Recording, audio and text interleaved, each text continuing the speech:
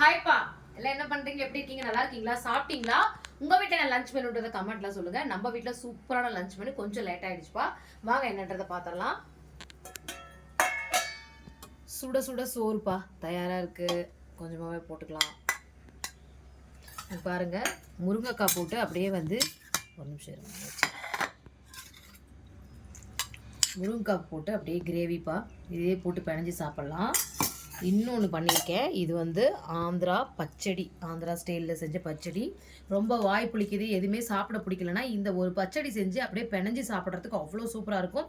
நல்லெண்ணெயில் செய்கிறது செமையாக இருக்கும். இது ரெண்டுக்குமே தொட்டு சாப்பிட்றதுக்கு சிறுகீரை பொரியல் சூப்பராக இருக்கும். இந்த கீரை பொரியல் தேங்காய்லாம் துருவி போடல, ஆஃப் பாயில் எடுத்துட்டேன். கீரை எப்பவுமே ஆஃப் பாயில் எடுக்கணும் பொரியல் பண்ணால், அப்போ தான் நல்லாயிருக்கும். இன்னைக்கு எங்கள் வீட்டில் எனக்கே எச்சு ஊறுது. சூப்பரான லஞ்ச். இந்த பச்சடி போட்டே பிணைஞ்சு சாப்பிடும், அவ்வளோ நல்லாயிருக்கும். வாங்க சாப்பிடலாம்.